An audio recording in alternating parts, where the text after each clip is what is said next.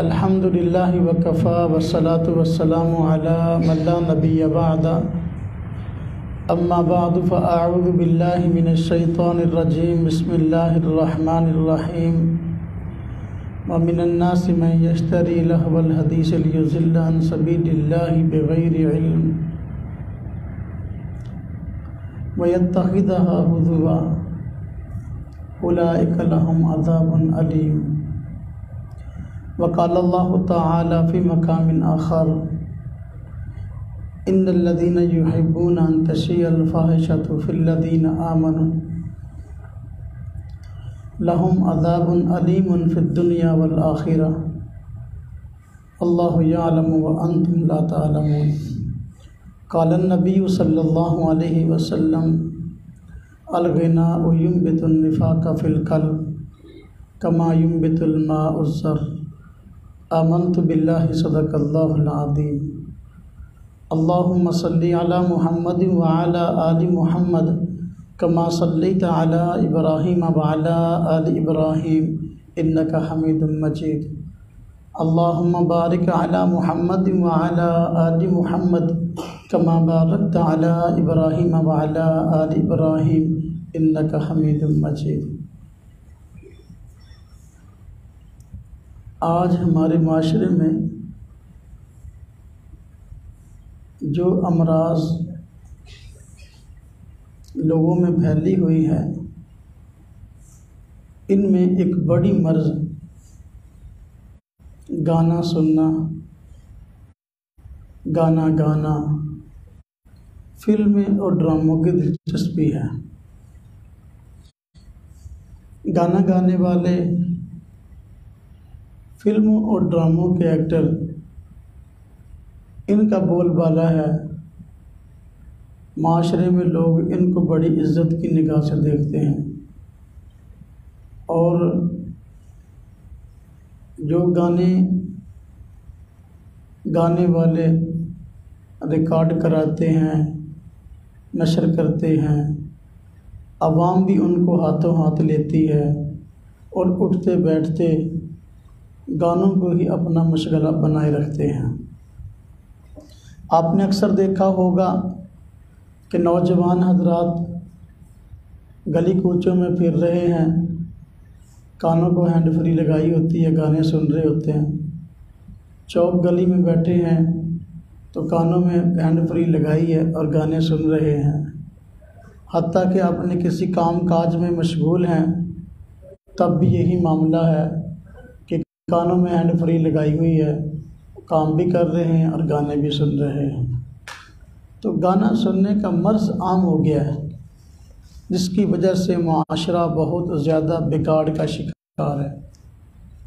حالانکہ دیکھا جائے، ایک مسلمان گانا سننا اور گانا گانا اس کے قریب بھی نہیں جا سکتا اگر وہ اس کے شرعی حکم کو جانتا ہو یا کم از کم اس کی قباحت کو سمجھتا ہو۔ اللہ تبارک و تعالیٰ نے قرآن کریم کے اندر گانا گانے والوں کے لیے، فلموں، ڈراموں، بے حیائی کو پھیلانے والوں کے لیے دردناک عذاب کی پیشگوئی فرمائی ہے۔ قرآن کریم میں سورہ لقمان کی آیت نمبر 6 ہے، اللہ تبارک و تعالیٰ نے ایسے ہی ایک واقعہ کو نقل کیا ہے۔ دیکھیں، جب حضور نبی پاک صلی اللہ علیہ وسلم امت کو توحید کی دعوت دیتے ہیں تو مشرکین مکہ نہ صرف یہ کہ توحید کا انکار کرتے ہیں بلکہ حضور نبی پاک صلی اللہ علیہ وسلم کی مخالفت پر اتر آتے ہیں۔ آپ صلی اللہ علیہ وسلم اپنی دعوت کو جاری رکھتے ہیں، قرآن کریم کو لوگوں کو پڑھ کے سناتے ہیں۔ قرآن کے سننے کا اثر یہ تھا کہ آپ صلی اللہ علیہ وسلم سے جو بندہ توجہ کے ساتھ قرآن سنتا تو اس کی شخصیت پر بہت بڑا اثر ہوتا، آخرکار وہ مسلمان ہو جاتا۔ کفار مکہ نے لوگوں کو شریعت اسلام اور قرآن سے روکنے کے لیے کئی طرح کے ہتھ کنڈے کیے کہ لوگ قرآن اور اسلام کو نہ سنیں اور نہ پڑھیں۔ پراپیگنڈوں میں سے ایک یہ بھی تھا کہ جس مجلس میں قرآن پڑھا جا رہا ہو اس مجلس میں شور و غل کیا جائے۔ اللہ پاک نے قرآن کریم میں فرمایا ہے وَقَالَ الَّذِينَ كَفَرُوا لَا تَسْمَعُوا لِهَذَا الْقُرْآنِ، کافروں نے کہا ہے کہ اس قرآن کو نہ سنو، وَلَغَوْا فِيهِ لَعَلَّكُمْ تَغْلِبُونَ، اور میں کہ وہ کہتے ہیں کہ شور و غل کرو تاکہ تمہاری تعداد زیادہ رہے۔ تو دیکھو قرآن کریم جو سنتا وہ مسلمان ہو جاتا، لیکن کفار نے اس کے خلاف سازش یہ کی کہ جس مجلس میں قرآن پڑھا جاتا تو شور و غل کرنا شروع کرتے تاکہ کوئی سننے والا قرآن کو نہ سنے اور پھر مسلمان نہ ہو۔ اس طرح کے ہتھ کنڈے ان لوگوں نے اختیار کیے اسلام کے خلاف۔ انہی ہتھ کنڈوں میں سے سازشوں میں سے ایک سازش یہ بھی تھی کہ کفار مکہ نے گانا گانے والی خواتین کو مکہ مکرمہ میں عام کرنا شروع کیا تاکہ لوگ قرآن کریم کو چھوڑ کر گانے سننے میں مشغول ہو جائیں۔ چنانچہ قرآن کریم کے اندر اللہ تبارک و تعالیٰ نے ایک کفار کے گروہ کا تذکرہ کیا ہے جنہوں نے یہ مستقل طور پر سازش کی کہ باہر سے گانے والی ایک خاتون برآمد کی۔ وہ لوگوں کے سامنے گانے گاتی تھی اور لوگوں کو اپنی طرف متوجہ کرتی تھی۔ تو کفار کا یہ کہنا تھا کہ جو قرآن تم حضور نبی پاک صلی اللہ علیہ وسلم سے سنتے ہو اس کو چھوڑو، یہ اس سے بہتر ہے۔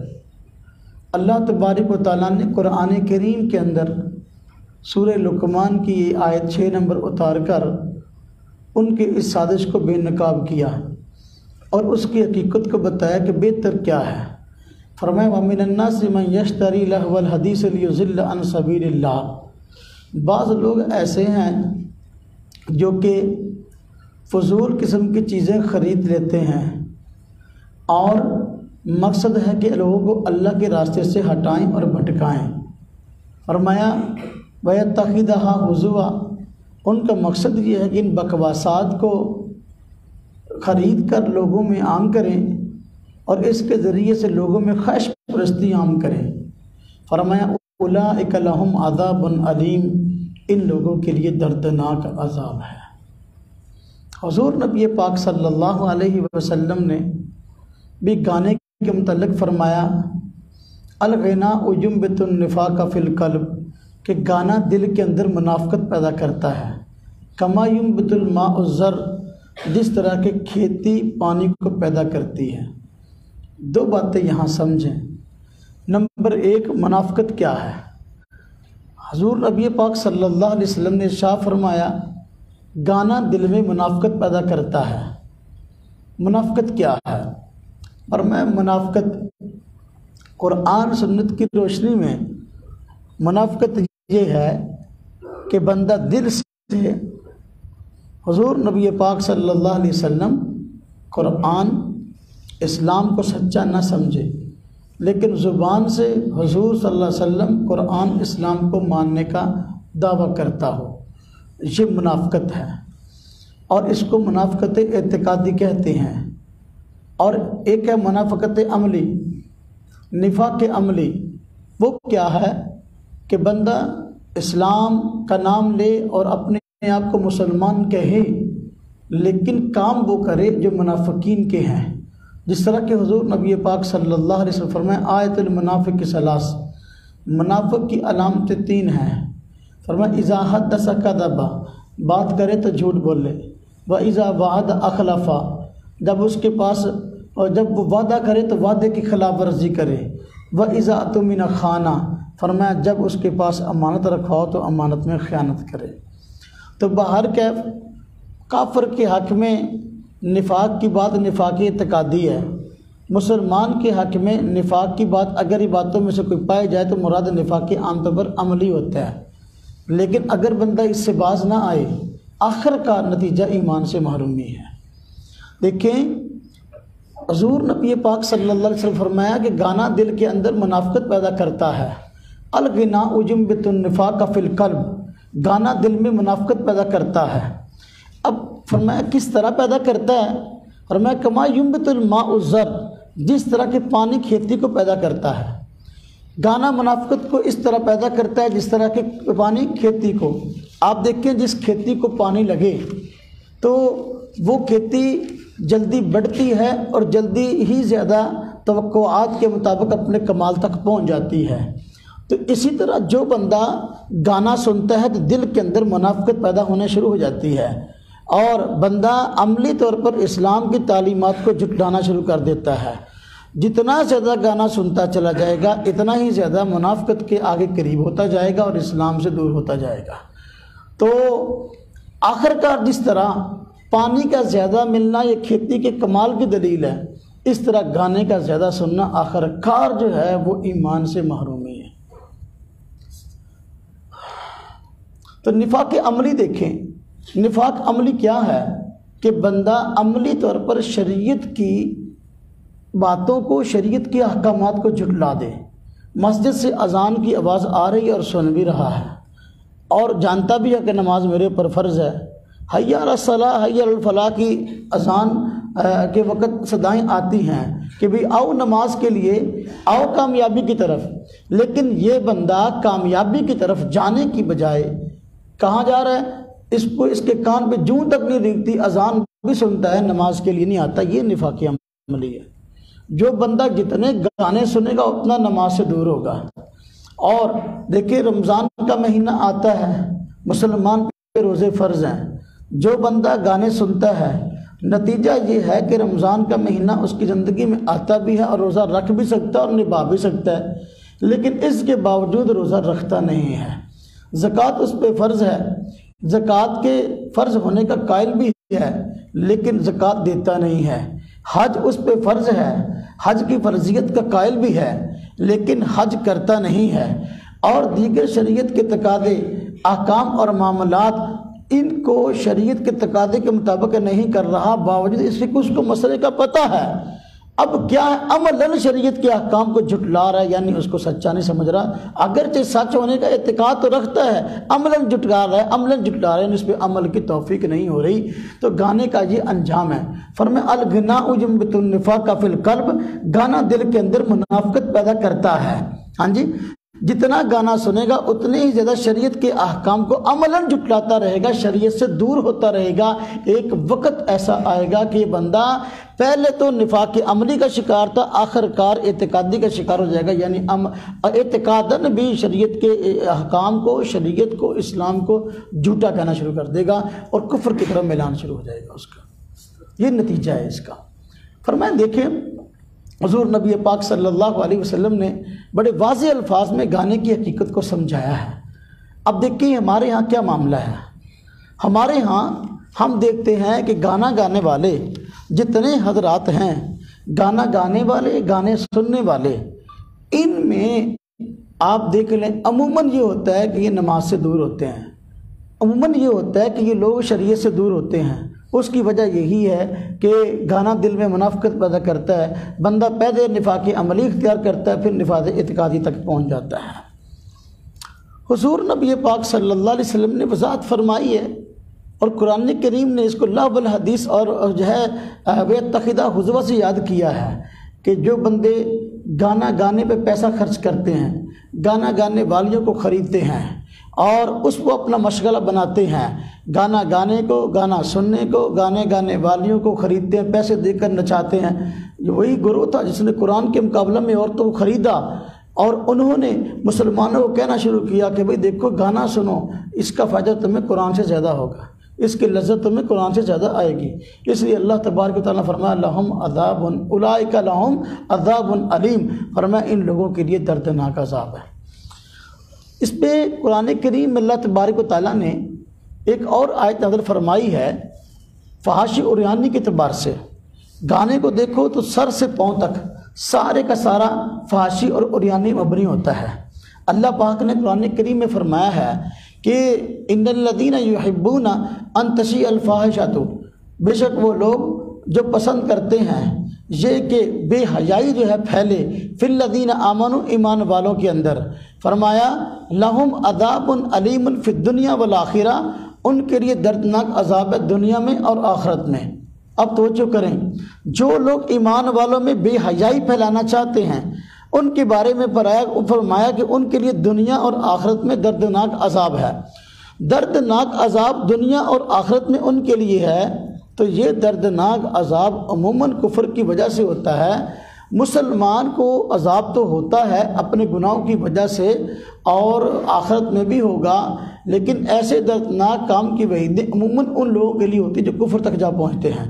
اس لیے گانا سننے کا انجام، گانا گانے کا انجام اگرچہ وقتی طور پر خواہش کسی کو پورا کرنا ہے، لذت کے لیے ہے، لیکن انجام اس کا آخرکار ایمان سے محرومی ہے۔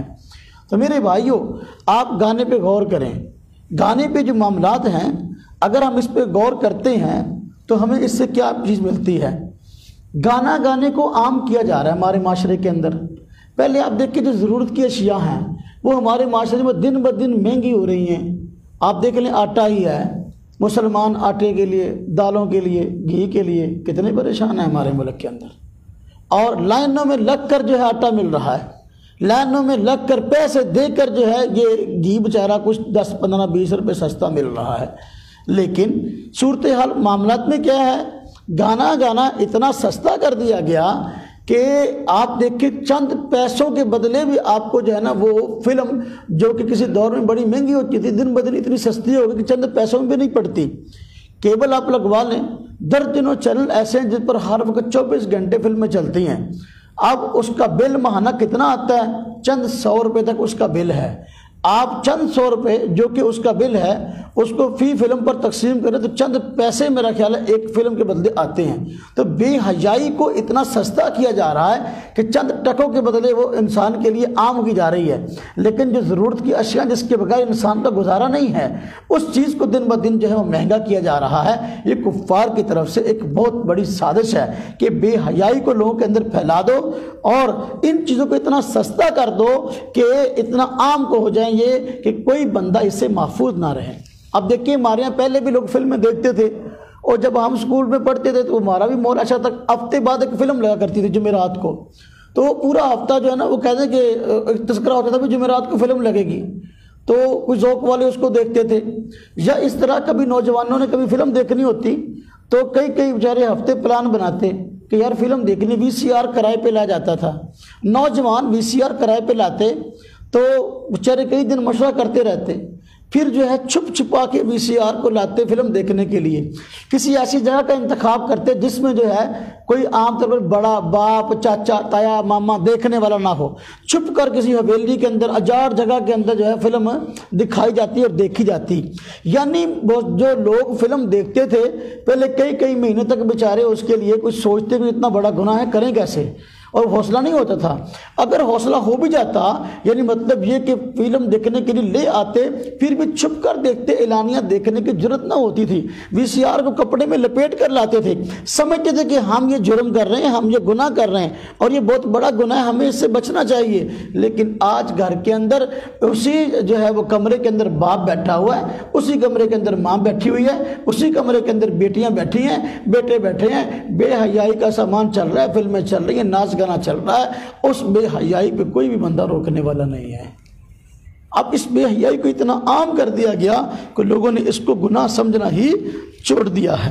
آپ دیکھیں اس میں پہلے ایسا ہوتا تھا کہ دیکھو لوگ گانا سنتے تھے اور گانا گانے والوں کو لوگ برا سمجھتے تھے، لیکن پھر بھی کبھی غلطی کی بنا پہ دیکھ لیتے، لیکن اب جو معاملہ ہے وہ آپ حضرات کے سامنے ہے۔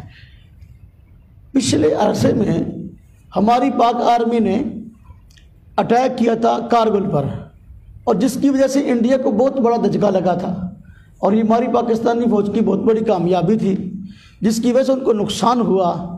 کچھ عرصے بعد انہوں نے ایک بیان جاری کیا انڈیا والوں نے کہ ہم نے اپنے اس نقصان کا بدلہ لے لیا۔ لوگ بڑے حیران تھے کہ نقصان کا بدلہ انہوں نے کس طرح لے لیا، کہ جنگ تو بعد میں ہوئی کوئی نہیں، اور جو ہے وہ عسکری قوت کا مظاہرہ تو اس طرح پہلے نہیں ہوا، بعد میں نہیں ہوا، پھر کس طرح وہ کہہ رہے ہیں کہ ہم نے اس کا بدلہ لے لیا؟ تو بتانے پر انہوں نے بتایا کہ بھئی ہم نے اپنی فلمیں، اپنے کلچر کو، اپنے ڈراموں کو ان لوگوں کے اندر بھیج کر عام کر کے ہم نے ان سے اپنا بدلہ لے لیا ہے۔ اب آپ دیکھ لیں، ایک طرف ہم کہتے ہیں کہ انڈیا ہمارا دشمن ہے اور انڈیا کو ہم کچا چبا جائیں گے، کہ فلمیں ساری انڈیا کی دیکھتے ہیں، گانے سارے انڈیا کے سنتے ہیں، اور جو ہے گلوکار جو ہیں وہ پسندیدہ وہ انڈیا کے ہیں۔ پتہ نہیں یہ کیسی دشمنی ہے کہ ایک طرف تو ان سے نفرت ہے، گانا سننا تو ان کا، فلم دیکھنے تو ان کی۔ تو یہ بے حیائی کو عام کیا جا رہا ہے معاشرے کے اندر۔ کفار کا یہ پہلے سے طرز رہا ہے، مسلمانوں کے اندر کسی نہ کسی طریقے سے وہ بے حیائی کو عام کیا کرتے تھے۔ تو اب دیکھو، جو لوگ مسلمانوں کے اندر اس بے حیائی کو عام کرتے ہیں، اس کا انجام آپ نے دیکھ لیا کہ اس کا انجام کیا ہے۔ جو گلوکار کو پسند کرتا ہے، جو اداکار کو پسند کرتا ہے، جو ہے وہ گانا گانے والے کو پسند کرتا ہے، ایکٹر کو پسند کرتا ہے، آخر کار اسی کی طرح کا بننا شروع کر دیتا ہے۔ اس کے بعد اس کی طرح کے، اس کا لباس اس کی طرح کا، اس کا اٹھنا بیٹھنا چال ڈھنگ اس کی طرح کا، وہ ہر ادا اس طرح کی اپنانے کی کوشش کرتا ہے۔ یعنی نتیجہ یہ ہوتا ہے کہ یہ بندہ دیکھنے کو مسلمان ہوتا ہے، ہاں جی، اور کہلانے کو مسلمان ہوتا ہے، لیکن اس کا سارے کا سارا دل و دماغ جو ہے کفار کی طرف مائل ہو چکا ہوتا ہے۔ یہ گانے اور ان کفار جو گانا گانے والے ہیں، ان کے گانے کو سننے کا، ان کو اپنے لیے آئیڈیل بنانے کا یہ ایک انجام ہمارے آج سامنے موجود ہے۔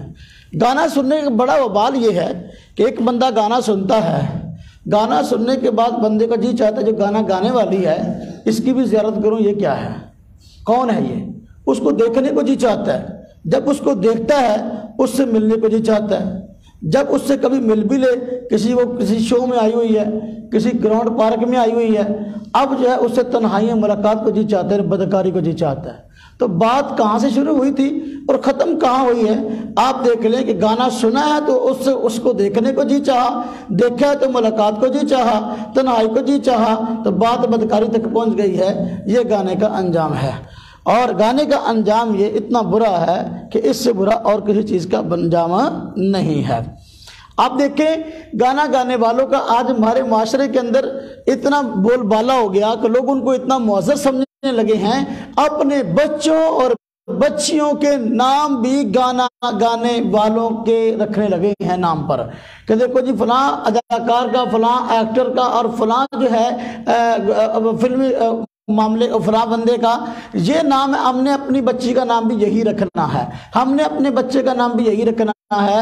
اب آپ دیکھیں بے حیائی پھیلنے کا طریقہ ایک یہ بھی اختیار کر لیا کفار نے، ایسے نام ایجاد کر دیے ہیں گلوکاروں کے، فنکاروں کے، کہ اب وہ نام ہمارے لیے آئیڈیل بن گئے، اپنے بچوں کے نام، بچیوں کے نام فنکاروں کے نام پہ رکھے جا رہے ہیں۔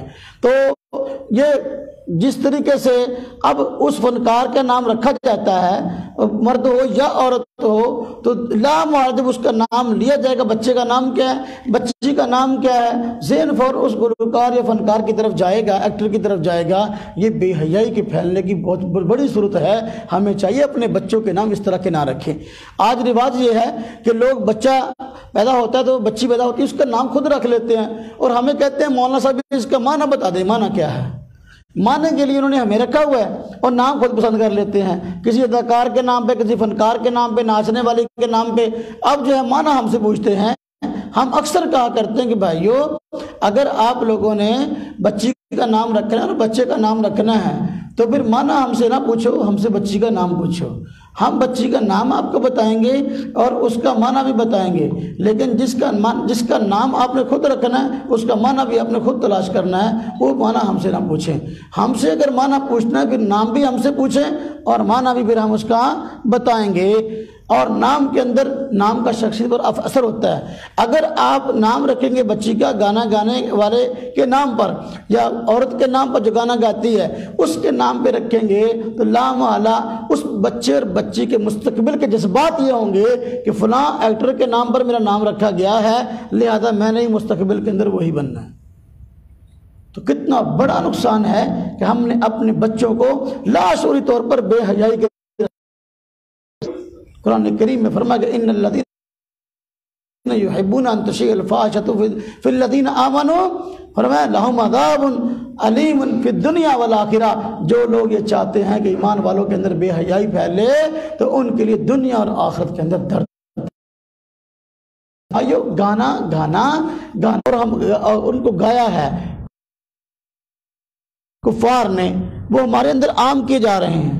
اس کے عام کرنے کا مقصد کیا ہے؟ لوگ اسلام سے دور ہو جائیں، لوگ اسلامی نظریات سے ہاتھوں بیٹھیں۔ آپ نے شاید میری بات پہ تعجب کیا ہو، میں کہتا ہوں بھی گانا گانے سے ایک تو سر سے لے کر پاؤں تک جھوٹ ہوتا ہے۔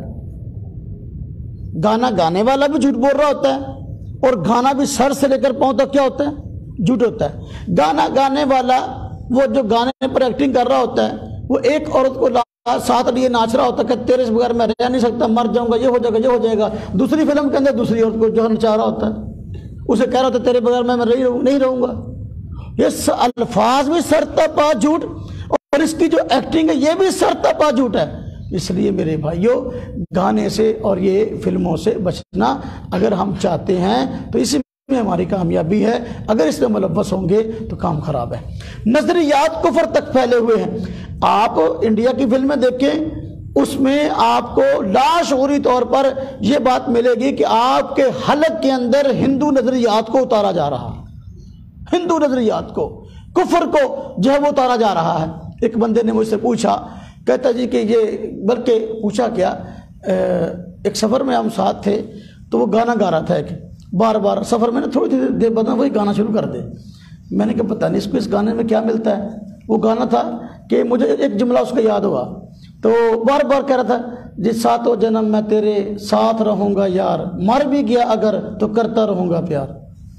اب یہ گانا کفر ہے، اس کے الفاظ کیا ہیں؟ کفر ہیں۔ جب میں نے اس کو بار بار یہ کہتے دیکھا، چونکہ میرا زیادہ تعارف نہیں تھا تو میں نے کہا بھی یہ کیا گا رہے ہو؟ کہتا یہ گانا ہے۔ تو میں نے کہا بھی یہ تو الفاظ کفر ہیں، اس لیے کہ مسلمان کا عقیدہ یہ کہ دنیا میں ایک مرتبہ ہی آتا ہے، جب مر جاتا ہے دوبارہ دنیا میں نہیں آتا۔ یہ تو کافر کا عقیدہ ہے، ہندو کا عقیدہ ہے، اور جس کو عقیدہ تناسخ بولتے ہیں کہ ایک انسان کے 7 جنم ہوتے ہیں تو وہ 7 جنموں میں دنیا کے اندر آتا ہے، ایک مرتبہ آتا ہے، پھر دوسری مرتبہ، پھر تیسری مرتبہ، پھر چوتھی مرتبہ۔ ان کے عقیدے کے مطابق اگر بندہ اچھا ہو تو وہ ہر مرتبہ اگلے نئے جو ہے وہ جنم میں اچھے روپ کے اندر آتا ہے، حتیٰ کہ وہ قید خدا کے روپ میں بھی آ جاتا ہے۔ اس طرح ہندوؤں کا یہ عقیدہ ہے اگر بندہ برا ہے، بقول ان کے برے اعمال کرتا ہے جس کو وہ برے سمجھتے ہیں، تو پھر وہ ہر نئے جنم کے اندر بری حالت کے اندر آتا ہے، حتیٰ کہ خنزیر کی شکل کے اندر بھی آتا ہے۔ تو باہر کیا، تو وہ یہ گانا گا رہا تھا۔ اب یہ دیکھیے گانا، اس کے الفاظ یہ بکواس تو ہے ہی ہے، جھوٹ تو ہے ہی ہے، لیکن آپ دیکھیں کہ اس کے اندر کفر چھپا ہوا ہے، اور ایک سے زیادہ جرموں کا عقیدہ یہ مسلمان کا نہیں، یہ کافر کا ہے۔ جو بندہ اس گانے کو زبان سے گائے گا اس کا ایمان کیسے باقی رہے گا؟ جو میں نے آپ حضرات کے سامنے عرض کی بات ہے کہ جو بندہ گانا گاتا ہے آخر کار ایمان سے محروم ہو جاتا ہے، گانا سنتا ہے آخر کار ایمان سے محروم ہوتا ہے۔ اس کی یہ وجہ ہے، اس کی یہ وجہ ہے۔ ایک مرتبہ ہمارے محلے میں ایک بچے نے نیا ڈھک لیا تو روزانہ جو ہے نا ایک گانا اونچی آواز سے لگا دے، تو وہ کئی دن تک وہ کانوں میں پڑتا رہا، توجہ نہ کی، تو وہ گانے کے الفاظ کچھ طرح کے تھے کہ حسینوں کو آتے ہیں کیا کیا بہانے، خدا بھی نہ جانے تو ہم کیسے جانے۔ تو میں نے اس کے الفاظ پہ غور کیا، میں نے کہا، اس کو بلایا، میں کہا بچے بات یہ ہے، یہ جو گانا تو سن رہا ہے یہ خواہش پرستی ہے، اور خواہش پرستی ایسی جو ناجائز ہے۔ دیکھو اس میں کہا گیا کہ خدا بھی نہ جانے ان کو جو بہانے آتے ہیں۔ آپ مجھے بتاؤ خدا ہمارا رب کون سی ایسی چیز ہے جس کو نہیں جانتا؟ کون سی ایسی بات ہے جس کو ہمارا رب نہیں جانتا؟ یہ تو خدا کے علم کی نفی کفر ہے، اور اس گانے کو تو ہر روز سنتا ہے، اور تو کہنے کو تو کہتا ہوگا ہاں جی میں تو بہت بڑا مسلمان ہوں۔ تو میرے بھائیوں، ہمارے حلق کے اندر گانے کے نام پہ، فلم کے نام پہ جو اندر گسیڑا جا رہا ہے ہمارے حلقوں میں، میرے بھائیوں یہ سراسر کفر ہے، نام گانے کا ہے، نام موسیقی کا ہے۔ میرے بھائیوں اندر دیکھو تو یہ معاملہ کیا ہے۔ آج کہا جاتا ہے کہ یہ موسیقی جو ہے یہ روح کی غذا ہے۔ میرے بھائیوں، روح اگر گندی ہے تو اس کو گندی غذا کی ضرورت ہے، روح اگر اچھی ہے تو اس کو اچھی غذا کی ضرورت ہے۔ اپنی روح کو گندی بیماریوں سے پاک کرو تاکہ اس کی غذا جو ہے لا الہ الا اللہ بنے۔ اپنی روح کو پاک کرو، اس کی غذا سبحان اللہ الحمدللہ بنے۔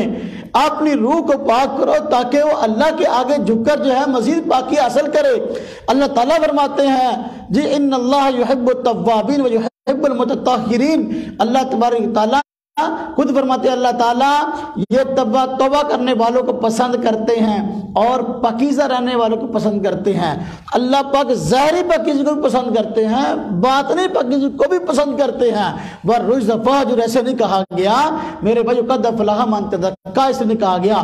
دیکھو قرآن نے ظاہری پاکی کی بات بھی کی ہے، باطنی پاکی کی بھی بات کی ہے۔ جب بندہ گانا سنتا ہے اس کی روح ہمیشہ وقت گزرنے کے ساتھ ساتھ گانا سنتا رہے گا، آخر کار نتیجہ یہ ہوگا کہ روح مردہ روح میں شمار ہو جائے گی، اور روح گندی غذا کھا کھا کے جو ہے وہ گندے اخلاق کی مالک ہو جائے گی، پھر اس کی اصلاح بسا اوقات جو ہے بہت دشوار ہو جاتی ہے۔ اس لیے روح موسیقی روح کی غذا نہیں ہے، روح کی غذا جو ہے وہ اصل میں ذکر اللہ ہے، روح کی غذا تسبیح تحلیل ہے، روح کی غذا جو ہے وہ قرآن کریم ہے۔ آپ قرآن کریم اچھے طریقے سے پڑھیں، آپ قرآن پاک اچھے طریقے سے پڑھیں گے، دیکھنا آپ کو کتنا سرور ملتا ہے۔ آپ قراء کرام جو بہتر سے بہتر قرآن پڑھنا جانتے ہیں ان کا قرآن کریم سنیں تو دیکھنا آپ کو کس قدر لذت آتی ہے۔ آپ کیسے کہتے ہیں کہ موسیقی روح کی غذا ہے؟ اصل بات یہ ہے موسیقی نہیں، اچھی آواز جو ہے بندہ اس سے متاثر ہوتا ہے۔ تو اچھی آواز آپ گانے کی جو سنتے ہو، کفر کو جو سنتے ہو، گناہ کو جو سنتے ہو، جھوٹ کو جو سنتے ہو، آپ یہ اچھی آواز قرآن کی کیوں نہیں سنتے؟ اچھی آواز آپ نعت شریف کو سن لو تو دیکھنا آپ کی روح کو سکون بھی پہنچے گا، آپ کی روح پاکیزہ بھی ہوگی۔ آپ گانے کی جگہ نعت سنو، آپ گانے کی جگہ تلاوت سنو، آپ گانے کی جگہ جو ہے ذکر اور اذکار کرو، انشاءاللہ روح پاک ہوگی۔ یہ بھائی جنید جمشید صاحب جو بہت بڑے گانا گانے والے وہ گزرے ہیں، گلوکار، ہاں جی، تو دل دل پاکستان جس نے گایا تھا، ہاں جی۔ اب دیکھو کہ جب اس نے توبہ کی تو گانا گانے سے تو چونکہ کچھ نہ کچھ گنگنانے کی عادت پڑی ہوئی تھی، تو گانا گنگنانے کی عادت پڑی ہوئی تھی، تو اب جب دوبارہ پھر وہی بات ذہن میں آتی کہ میں تو اسٹیج پر جو ہے وہ اپنے فن کا مظاہرہ کرتا تھا تو اور طرح طرح کی آوازیں نکال کے لوگوں کو جو ہے وہ خوش کیا کرتا تھا، اب میں کیا کروں؟ پریشان ہوا۔ حضرت شیخ مفتی تقی عثمانی صاحب دامت برکاتہم العالیہ کے پاس گیا اور جا کر بھائی جنید جمشید نے پوچھا کہ حضرت جی میں کیا کروں کہ پہلے تو میں جو ہے وہ گانا گاتا تھا اور اپنے آپ کو جو ہے وہ بہلاتا تھا اور اچھی آواز سے بس اوقات اپنے آپ کو میں بہلاتا اور میری آواز سن کر دوسرے لوگ بھی جو ہے نا وہ جو ہے وہ خوش ہوتے۔ اب میرا جی چاہتا ہے کہ میں کچھ گنگناؤں، میں کیا کروں؟ میں گانا تو گا نہیں سکتا اس لیے کہ میں نے توبہ کی ہے۔ تو حضرت شیخ مفتی تقی عثمانی صاحب دامت برکاتہم فرمایا کہ تو نعت شریف پڑھا کر، تو نعتیں پڑھ۔ چنانچہ جب جنید بھائی نے نعتیں پڑھنی شروع کی تو اس کی نعتیں پوری دنیا میں مشہور ہو گئی اور دنیا کے بڑے مشہور نعت خانوں میں اس کا شمار ہو گیا۔ تو میرے بھائیوں، اللہ تبارک و تعالیٰ نے روح کی غذا رکھی ہے، لیکن روح کی غذا گانا نہیں ہے، یہ گندی روح کی غذا ہے۔ پاکیزہ اور صاف ستھری روح کی غذا جو ہے یہ ذکر اللہ ہے، یہ تسبیح تحلیل ہے، یہ نعت شریف ہے، یہ نیک جذبات ہیں۔ روح کی غذا کبھی گانا اور کبھی یہ چیزیں نہیں ہو سکتی اگر روح پاکیزہ ہے۔ دیکھو ہمارے یہاں کہا جاتا ہے جداں دی روح اُداں دے فرشتے، جیسی روح ایسے فرشتے۔ حالانکہ یہ بات ایسی ہے نہیں، نتیجہ کار کے اعتبار سے اعتقاداً ایسا نہیں ہے، محاورے میں بات مشہور ہو گئی ہے۔ تو بھائی دیکھو جیسی روح ہے، جیسا بندہ ہے تو روح کی غذا ہے، وہ جیسی تیری شکل ہے، جیسی تیری عادات ہیں تجھ کو وہ چیزیں اچھی لگنے لگی ہیں، وگرنہ دیکھا جائے اچھے انسان کو کبھی بھی، اخلاق والے انسان کو کبھی جھوٹ اچھا معلوم نہیں ہوتا، لیکن گانا تو سر سے لے کر پاؤں تک جھوٹ ہے، سارا گانا جو ہے سر سے لے کر پاؤں تک جھوٹ ہے۔ جب گانا سر سے لے کر پاؤں تک جھوٹ ہے میرے بھائیوں، تو پھر بتائیں کہ اس گانے کے اثرات شخصیت پر کیسے اچھے مرتب ہوں گے۔ اور اسی طرح جو ہے آپ دیکھیں یہ گانا جو ہے اور یہ فلمیں جو ہیں یہ ہمارے گھروں کے اندر جب سے گھسی ہیں، انہوں نے ہمارے گھروں کے اندر فساد پیدا کرنا شروع کر دیا ہے، اور گھروں کے اندر اتنی لڑائی، اتنا جھگڑا چھڑا ہے جس کی کوئی حد نہیں ہے۔ یہ فلمیں عام ہوئی ہیں تو آپ دیکھیں کہ ڈرامے عام ہوئے ہیں، عورتیں یہ ڈرامے دیکھتی ہیں تو ڈراموں کے اندر کیا ہوتا ہے؟ سازشیں، ایک دوسرے کے خلاف پروپیگنڈے، ایک دوسرے کے خلاف، ایک دوسرے کی جاسوسی، ایک دوسرے کے عیب تلاش کرنا، یہ سارے کام ڈراموں کے اندر ہوتے ہیں۔ عورتیں جس طرح کے ڈرامے دیکھتی ہیں پھر گھروں کے اندر اسی طرح کی کارروائی کرتی ہیں۔ ڈرامے کے اندر بہو نے ساس کے ساتھ کیا کیا، ساس نے بہو کے ساتھ کیا کیا، نند نے جو ہے وہ اپنی بھابھی کے ساتھ کیا کیا، بھابھی نے نند کے ساتھ کیا کیا۔ اب جو فساد ڈراموں کے اندر ہم دیکھتے ہیں وہ تو ڈرامے کے اندر دلچسپی پیدا کرنے کے لیے جعلی فساد جو ہے برپا کیا جاتا ہے ڈرامے کے اندر، ہدایت کار نے کیا ہوا ہوتا ہے نا۔ جو ڈرامے کے اندر فساد ہوتا ہے یہ جعلی ہوتا ہے، چونکہ وہ اکثر میں لڑ نہیں رہی ہوتی، وہ تو اداکار ہے، سبھی اداکاری کر رہی ہیں، لیکن مصیبت یہ کہ اس جعلی فساد کو جب لوگ دیکھتے ہیں، دیکھنے والے اصلی فساد میں مبتلا ہو جاتے ہیں، گھروں کے اندر اصلی فساد برپا ہو جاتا ہے۔ عورتیں اس سے مکر اور فریب اور پروپیگنڈا سیکھ لیتی ہیں اور گھروں کے اندر جو ہے تماشا شروع ہو جاتا ہے، آئے دن لڑائی، آئے دن جھگڑا، اور حتیٰ کہ پھر نوبتیں جو ہے طلاق تک پہنچنے لگتی ہیں۔ اب دیکھو جو عورتیں ڈرامے دیکھتی ہیں جہاں اور گھر کے اندر لڑائیاں اور فساد ہوتے ہیں کہ ساس بہو کی لڑائی ہے اور نند اور جو ہے وہ اس کی بھابھی کی لڑائی ہے اور جو ہے دیور جیٹھ کی لڑائی، اور یہ جہاں یہ فساد ہیں ہی ہیں، وہاں اگلا فساد یہ بھی ہوتا ہے کہ ڈراموں کا شروع عشق سے ہوتا ہے، انجام عشق ہوتا ہے۔ فلموں کا شروع جو ہے ابتدا عشق ہوتی ہے اور انجام عشق ہوتا ہے، گانے کا ابتدا وہ عشق ہوتی ہے، انجام عشق ہوتا ہے۔ یہ عشق کے مجازی لوگوں کے اندر جو ہے جب ڈراموں کی صورت میں، فلموں کی صورت میں، گانوں کی صورت میں پیش کیا جاتا ہے تو وہ عورتیں بسا اوقات جو بیچاری سیدھی سادھی گھروں کے اندر اپنی شادی شدہ زندگی گزار رہی ہوتی ہیں، ان کے اندر شیطان جو ہے وہ حاوی ہو جاتا ہے، وہ پھر ادھر ادھر اور عشق کے مجازی تلاش کرنے کی کوشش کرتی ہیں اور انجام کار بات طلاق تک پہنچ جاتی ہے۔ آج ہمارے معاشرے کے اندر جو طلاقیں ہو رہی ہیں، اس طلاق کا بڑا سبب دیکھیں اگر تو پیچھے ڈرامے، فلمیں اور یہ گانے ہیں۔ عورتیں اس طرح کی چیز دیکھتی ہیں اور پھر کہتی ہیں اچھا میرا شوہر تو ایسا نہیں ہے جس طرح کا ڈرامے کے اندر دکھایا گیا ہے، وہ تو اپنی بیوی کو فلاں فلاں فلاں طریقے سے پیار کرتا ہے اور میرا خاوند تو اس طرح نہیں کرتا۔ اور مصیبت یہ ہے اس بکواس کو، اس عشق مجازی کو جو کہ سراسر گمراہی ہے، اس کو پیار کا نام دے دیا گیا ہے۔ اب اگر تو یہ بے حیائی ہی رہتا تو پھر بھی کسی درجے میں لوگ اس سے بچ سکتے تھے، لیکن اس کو ایک نئے عنوان کے ساتھ لوگوں کے حلقے میں گٹی میں اتار دیا گیا، اس کو پیار کا نام دے دیا گیا ہے۔ اب نام چینج کر کے بری بری چیزوں کو انسانوں کے اندر عام کیا جا رہا ہے۔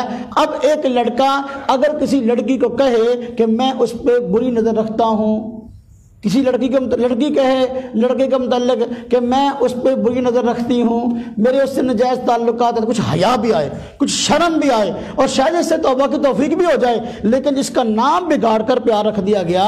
اور یہ پیار نام وہی ہے جو گانا گانے والوں، فلمی اداکاروں نے نکالا ہے، ڈرامے والوں نے، اور سارے کا گانے کی ابتدا اور انتہا، ڈرامے کی ابتدا اور انتہا، فلم کی ابتدا اور انتہا، یہ جو ہے وہ عشق سے، اس مصیبت سے، بے حیائی سے شروع ہوتی ہے اور بے حیائی پہ جائے ختم ہوتی ہے۔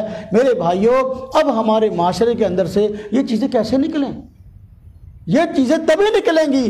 آج یہ جو بے حیائی ہمارے گھروں میں پھیلی ہوئی ہے، ہم اپنی عزتوں کو محفوظ کرنے میں جو ہے نا وہ بسا اوقات اپنے آپ کو ناکام سمجھتے ہیں۔ اس کی بڑی وجہ ہے کہ اپنے گھروں کے اندر ہم نے جو ہے یہ کیبل، اپنے گھروں کے اندر جو ہے وہ ٹی وی، اپنے گھروں کے اندر جو ہے یہ موبائل ہر بچے کے ہاتھ میں دیے ہوئے ہیں۔ اب وہ جو چاہے دیکھتی سنتی ہے، جب اس طرح دیکھتی سنتی ہے تو جس طرح گھروں کی لڑائیاں اور چھڑتی ہیں تو میاں بیوی کی درمیان لڑائی چھڑتی ہے، اور میاں اور بیوی دونوں بس اوقات سمجھتے ہیں کہ بھئی ڈرامے کی طرح کا میری بیوی مجھ سے محبت نہیں کرتی، ڈرامے کی طرح کی جو ہے نا میرا خاوند جو ہے مجھ سے محبت نہیں کرتا، تو اس سے طلاق لینے کی کوشش کرتی ہے اور ڈرامے جیسا جو ہے نا وہ خاوند ڈھونڈتی پھرتی ہے۔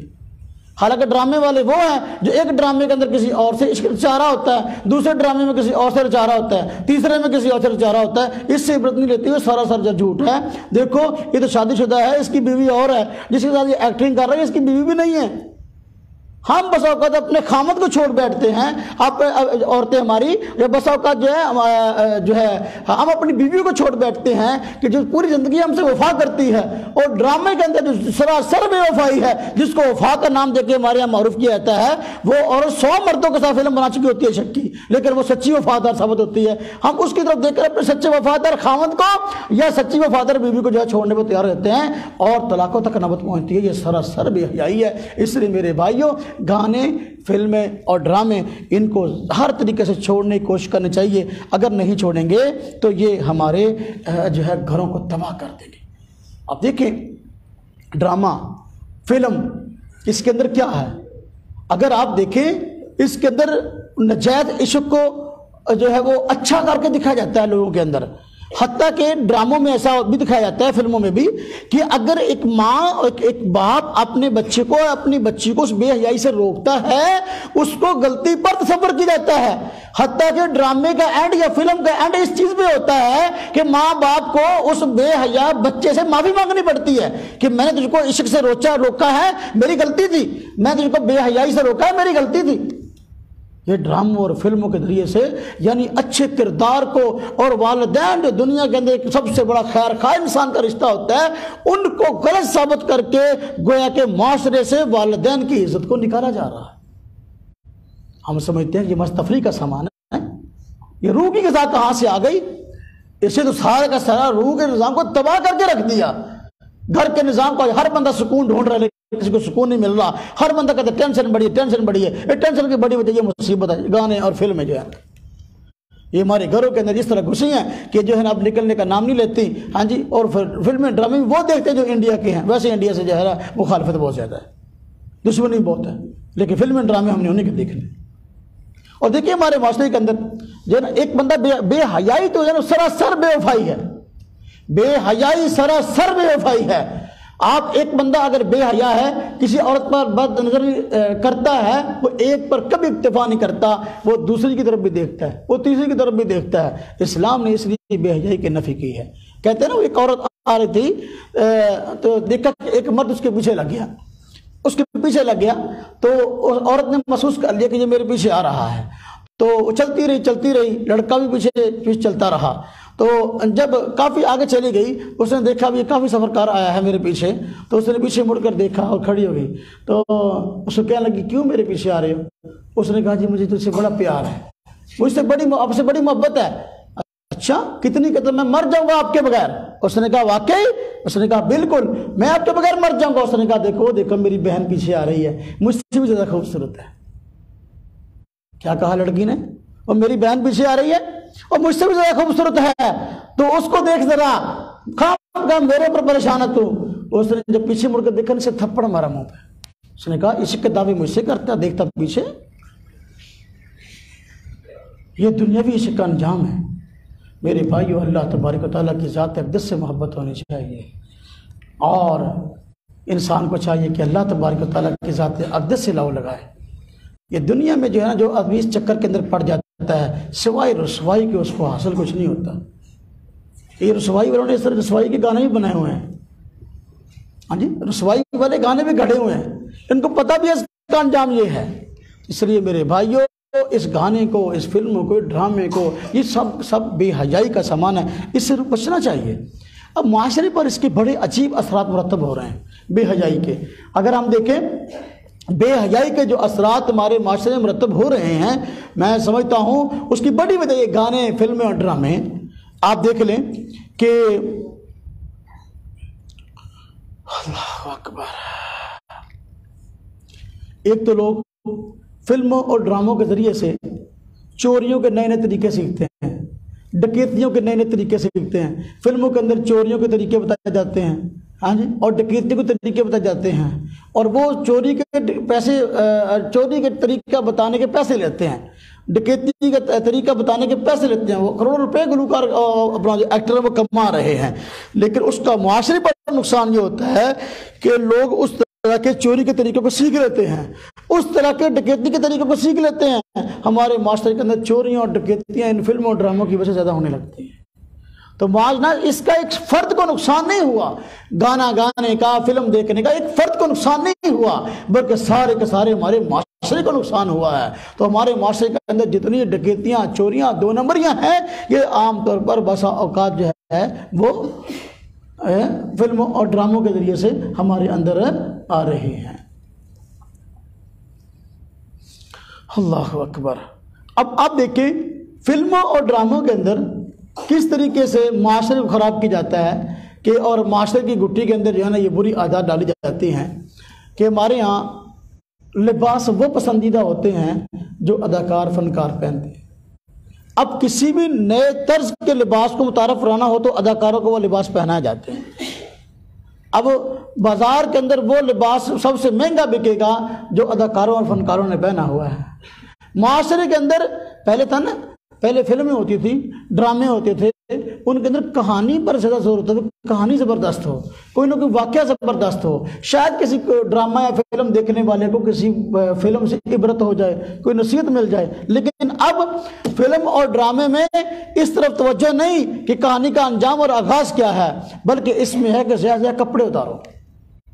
وہ فلم کامیاب ہے جس میں کپڑے زیادہ اتارے جاتے ہیں، ننگ زیادہ دکھایا جاتا ہے، اور ہر فلم اداکار ایکٹر کی جو ہے نا یہ کوشش ہے کہ زیادہ جو ہے نا فلم کے اندر جو ہے نا سین ایسا مجھے ملے، کپڑے اتاروں تاکہ مجھے اربوں مجھے مل جائے، معاشرے کے بعد جو اثرات پھیلتے ہیں وہ الگ پھیلے۔ اب اس کے لیے عجیب و غریب قسم کا لباس جو بندہ بسا اوقات جو ہے اپنے گھر میں اپنے خامد کے سامنے عورت نہیں پہن سکتی، یا خامد جو ہے اپنی بیوی کے سامنے نہیں پہن سکتا، اس طرح کے لباس کو اداکاروں کو پہنایا جاتا ہے، اور وہ لباس پھر معاشرے میں اندر جو ہے وہ عام ہوتا ہے۔ عورتیں جب اس طرح کے ڈراموں اور فلموں کو دیکھتی ہیں تو پھر لا محالہ وہ لباس معاشرے کے اندر عورتیں جو ہے نا عام کرنے کی کوشش کرتی ہیں۔ عورت کو دیکھ کر بہت متاثر ہوتی ہے، ویسے ہی وہ دیکھتی ہے بھی ہاں اگر ایک عورت نے ایک طرح کپڑا پہن لیا اس وقت تک اس کو سکون نہیں آتا جب تک اس طرح کا وہ پہن نہ لے۔ تو معاشرے کے اندر ایسے لباس متعارف کرا جاتے ہیں جو کہ گانے والے اور جو ہے نا وہ فلموں میں کام کرنے والے لوگ پہنتے ہیں، یہ معاشرے پر اس کے اجتماعی برے اثرات ہیں جس کو آج ہم سب دیکھ رہے ہیں کہ سادہ لباس جو عام جو ہے وہ ایک عورت کا لباس ہے یا ایک مرد کا لباس ہے یا ایک مسلمان کا لباس ہے، ایسے لباس کو اختیار نہیں کیا جاتا، بلکہ مارکیٹ کے اندر جو ہے ایسے جو ہے وہ لباس جو کہ ان حضرات کے ہیں وہ لاکھوں تک بکتے ہیں، اور ان کا بلبلہ شادی بیاہ کے موقع پر عورتیں ایسے ہی لباس پہننے کو پسند کرتی ہیں۔ وہ انڈیا والے، میں نے غالباً پچھلے بیان میں بتایا تھا کہ انڈیا والی عورتیں جو ہے نا وہ جو ساڑیاں وغیرہ پہنتی ہیں، اب اس پہ جو ہے نا وہ اوپر جو ہے نا کچھ پہنا ہوا ہوتا ہے اپنے چیسٹ کو قابو کرنے کے لیے، باقی سارا پیٹ ننگا ہے، حالانکہ عورت کا پیٹ جو ہے یہ تو ننگ ہے۔ تو اب ہمارے یہاں شادی بیاہ کے موقع پہ جہاں جی وہی لباس چل پڑا ہے۔ تو میرے بھائیوں یہ کفار شروع سے ان کا طرز رہا ہے کہ یہ لوگ ہمیشہ سے بے حیائی پھیلانے کا انداز مسلمانوں کے اندر پھیلاتے رہے ہیں، اور انہوں نے ایسا کام کرنا ہے، لیکن ہم نے اس سے بچنا ہے۔ اللہ تبارک و تعالیٰ نے ان لوگوں کے لیے دردناک عذاب کی وعید سنائی ہے جو مسلمانوں کے اندر بے حیائی کو پھیلائیں۔ فرمایا ان الذین یحبون ان تشیع الفاحشۃ، فرمایا بے شک وہ لوگ جو کہ مسلمانوں کے اندر جو ہے فی الذین آمنوا، ان الذین یحبون ان تشیع الفاحشۃ فی الذین آمنوا، کہ بے شک وہ لوگ جو کہ مسلمانوں کے اندر بے حیائی پھیلانے کو پسند کرتے ہیں، فرمایا کہ لہم عذاب فی الدنیا عذاب علیم فی الدنیا والآخرہ، ان کے لیے دردناک عذاب ہے دنیا اور آخرت کے اندر۔ میرے بھائیو اگر ان کے لیے دردناک عذاب ہے جو ان کے طرز پر چلیں گے ان کو ثواب ملے گا۔